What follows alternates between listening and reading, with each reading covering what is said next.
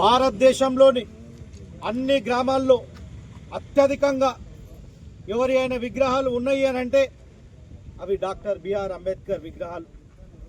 ఇవాళ ప్రపంచ దేశాలే కొన్ని దేశాలలో డాక్టర్ బిఆర్ అంబేద్కర్ను గుర్తించి ఆయన విగ్రహాలు నెలకొల్పుతున్న క్రమంలో బీబీనగర్ మండలంలోని మారుమూల గ్రామమైన మాదారంలో డాక్టర్ బిఆర్ అంబేద్కర్ విగ్రహాన్ని అడ్డుకోవడం అనేది సిగ్గుచేటు. అడ్డుకునే వారికి మేము హెచ్చరికలు జారీ చేస్తున్నాం. మేము ఇక్కడికి ఇవాళ వచ్చినాం, ఈ విగ్రహాన్ని ఇక్కడున్న చోటనే దండలేసిపోతున్నాం. మళ్ళా వస్తాం వారం రోజులల్లా ఇదే చోట ఇక్కడనే పిల్లర్ లేపి ఆ పిల్లర్ మీద విగ్రహాన్ని ఆవిష్కరించి ఇక్కడున్న స్థానిక నాయకత్వాన్ని, ఇక్కడ సర్పంచ్నే కానీ స్థానిక ఎమ్మెల్యే గారిని కానీ ఎంపీ గారిని కానీ అందరినీ తీసుకొచ్చి ఇదే చోట విగ్రహాన్ని ఆవిష్కరిస్తాం.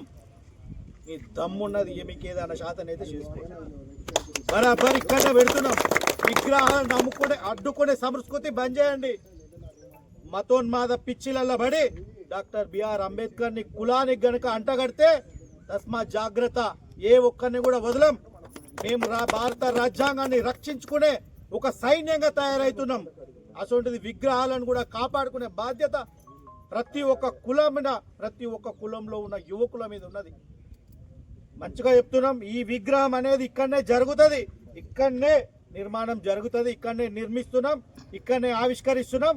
గ్రామంలో ఉన్న ప్రతి ఒక్కరిని కూడా మేము ఇన్వైట్ చేసాం. ప్రతి ఒక్కరిని ఇక్కడ ఉన్న గ్రామ కమిటీ అందరిని పిలుస్తుంది.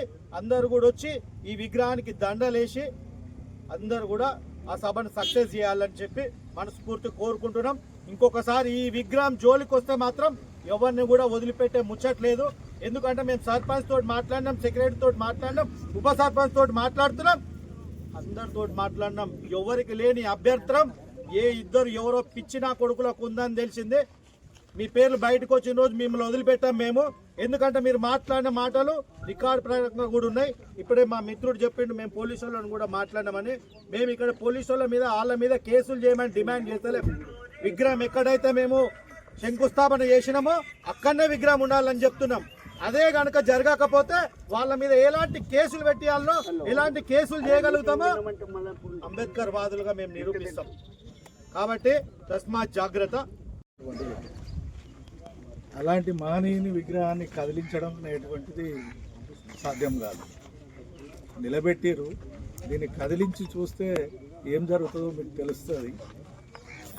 వాళ్ళు అనుకునేది ఏంటంటే ఒక మాదిగా అంటరాని కులాలకు సంబంధించినటువంటి వ్యక్తి అనుకుంటారు అని కాదు. ప్రశ్నించే గొంతులు అక్కడి నుంచే వచ్చినాయి, హక్కులను కోరుకున్నది అక్కడి నుంచే, హక్కులను కూడా రాసిచ్చింది ఆయన. హక్కులు అనేటువంటి అందరికీ ఉంటాయి. కొంతమంది వ్యక్తులు దీన్ని కదిలించాలనేటువంటి ప్రయత్నాలు మానుకుంటే మంచిది. ప్రతి ఊళ్ళో కూడా అంబేద్కర్ విగ్రహాలు పెట్టడానికి యువత ముందుకు వస్తుంది. సమాజం మారుతుంది, సమాజంలో మార్పు అనేటువంటిది కోరుకోవాలి. కోరుకునే దాంట్లో మీలాంటి వాళ్ళు చదువుకున్నటువంటి మూర్ఖులు కూడా ఇట్లా ఆలోచించడం అనేటువంటిది కరెక్ట్ అయినటువంటి పద్ధతి కాదు. ఈ విగ్రహం జోలికి రావద్దు అనేటువంటిది మరీ కూడా చెప్తున్నాం. వస్తే మాత్రం తీవ్రమైనటువంటి పరిణామాలను ఎదుర్కోవాల్సి ఉంటుంటుంది అనేటువంటిది ఈ సందర్భంగా. భారత రాజ్యాంగాన్ని వద్దు అంటున్నాడంటే కులం అనే కోరలు ఇంకా చాచుకునే ఉన్నాయి మన పైన. అది విషాన్ని కక్కడానికి, మనిషిని చంపడానికి నిరంతరం వెయిట్ చేస్తూ ఉంటాయి. కాబట్టి మనం ఎప్పటికైనా మనం అప్రమత్తంగా ఉండాలి. కులాన్ని ఎప్పుడైతే కులాన్ని కుతికబట్టందో వాని రంగు, వాని రూపు, వాని వ్యవహారం అనేది తెలియదు. మనం అందరం కలిసి తిరుగుతున్నాం అంటున్నాం, కానీ వాడు మన మనసుతో తిరుగుతలేడు. మనసుతో తిరుగుతలేడు. మనమే అంటుండు, కానీ వాడు మనం అనట్లేదు. లోపట మను అని అంటాడు, లోపట మను రాజ్యాంగం మను అని ఉంటుంది. అంటే నా మనసుకు నచ్చినట్టు తిరుగుతాయి, నా కొడుకులు ఎదగని అనేదే మను రాజ్యాంగం. బాబాసాహెబ్ అంబేద్కర్ ఏం చెప్పిండంటే నువ్వు నేను ఎవరని కాదు, మనం అన్నాడు. వీ వాంట్ అంటాం, మనకు కావాలంటాం, హక్కులు కావాలంటాం, మనకు స్వేచ్ఛ కావాలంటాం, స్వతంత్రం కావాలనుకుంటున్నాం, చదువుకోవాలనుకుంటున్నాం. ఉన్నత చదువులు చదువుకున్న ఈ రోజుల్లో కూడా ఇంత మనువాద దృక్పథం ఇంకా ఏర్పడిందంటే మీరందరూ చాలా అప్రమత్తంగా ఉండాలి. ఇటువంటి విషయాలను ఎక్కడ జరిగినా దాన్ని ఖండించాలి. మానవతావాదులు మీరు ఉండాలని